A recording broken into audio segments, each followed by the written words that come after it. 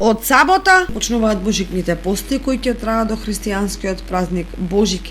И според типикот пропишан од православната црква, овие пости се постат на следниот начин: понеделник, среда и петок е строг пост, односно не се употребува масло.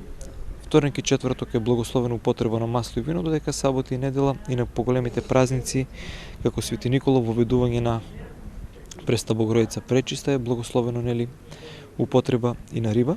Исто така тој нагласи дека покрај телесниот пост важно е верниците да постат и духовно, секако со благослов од духовниот Отец. Постот не треба да биде само телесен, односно да биде воздржување од храна, туку постот пред се треба да биде духовен. Телесниот пост е востановен како еден вид послушање, еден вид воздржување и како еден помошен елемент за издржување на оној така наречен духовен пост.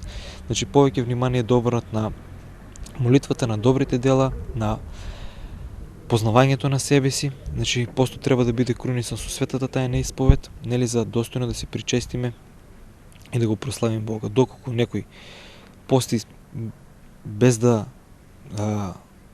се усовршува во молитвата, без да се осознава во Бога, доколку пости само онака формално, колку да се каже дека постил порано и да не почнува, бидејќи само ќе може тоа да предизвика здравствени проблеми, но доколку вистински сака постот да биде, како што кажавме, проткан онака како што е пропишано од Светата црква, со покаяние, со исповед и со причест, нека пристапи и, нели, како што кажуваме сите оние категории луѓе како стари, изнемоштени лица, бремени жени, физички работници, луѓе кои што прв пат почнуваат да постот може да им биде ублажен секако со благослов на духовникот. Постот не е време на очајание и мрак, страдање и измачување на телото и душата, туку е чин на радост и закрепнување на љубов кон Бога и кон човекот.